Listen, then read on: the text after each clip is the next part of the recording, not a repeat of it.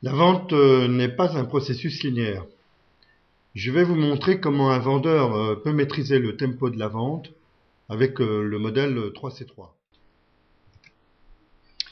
La vente implique 4 facteurs qui n'ont pas le même poids dans le temps. Le secret du bon vendeur, c'est de maîtriser ces 4 facteurs pour aider l'acheteur à répondre à ses attentes. Maîtriser le tempo de la vente, c'est comprendre l'évolution des 4 facteurs de l'équation: besoin, solution, coût, risque. La première courbe se concentre donc sur le besoin, car il n'y a pas de vente possible sans besoin. Tant que le besoin n'est pas identifié, il n'y a pas de vente potentielle. Les besoins de l'homme sont inépuisables, mais il doit arbitrer. Si certains besoins sont explicites, comme se nourrir, assurer sa protection, son développement, ils peuvent être aussi plus complexes et non encore révélés. On parle alors de besoins implicites, pour satisfaire par exemple le plaisir, la reconnaissance, le pouvoir, le savoir, le devoir. Si les besoins sont d'ordre rationnel, le moteur psychologique explique la priorité des choix.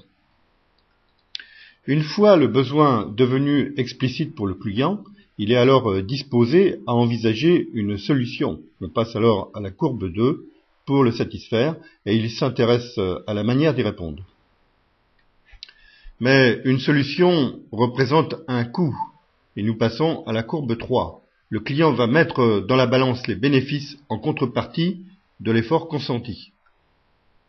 Dès qu'on s'approche de la décision, la prise de conscience du risque s'accroît. Courbe 4. Elle persiste jusqu'à la possession du bien. Le principe de la vente est simple. Il consiste à sélectionner une cible potentielle, qu'on appelle un suspect, dont le vendeur sait satisfaire le besoin. Son rôle est de connaître les besoins afin de qualifier des opportunités. Le suspect devient alors un prospect. Par un travail de démonstration et d'argumentation, le vendeur va le convaincre de satisfaire son besoin. Quand le prospect concrétise son intention, après la phase de persuasion, il devient un client. Sur le plan comportemental, le commercial fait appel aux 3 dimensions de la relation. La séduction, pour donner envie au suspect d'être écouté et entendu. La logique et la raison, pour démontrer, prouver et convaincre le prospect.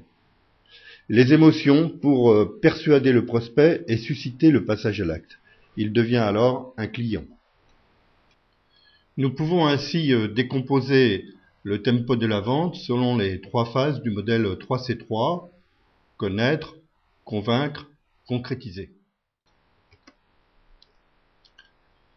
La première phase de la vente consiste à bien comprendre ses propositions de valeur, chercher qui aider, établir le contact et lui donner envie de nous écouter pour comprendre ses motivations profondes. Il s'agit dans cette phase de développer l'intérêt pour être écouté en suscitant l'éveil, c'est la phase de séduction.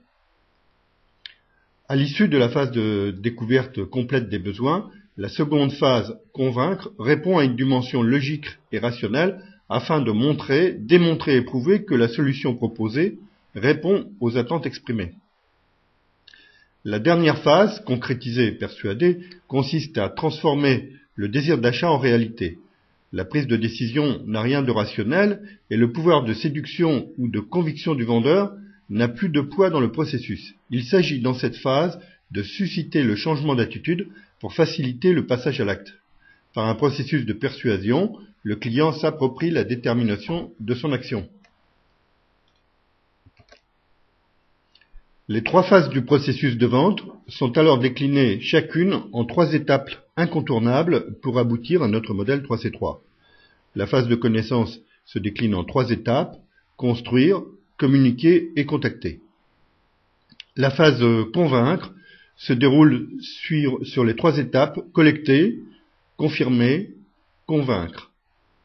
La phase de concrétisation comporte 3 étapes: coopérer, conclure, consolider. Vous souhaitez en savoir plus? Alors rejoignez-moi vite pour la prochaine séquence, ou bien téléchargez le guide en 64 pages sur mon blog itev.fr, rubrique livres. À tout de suite.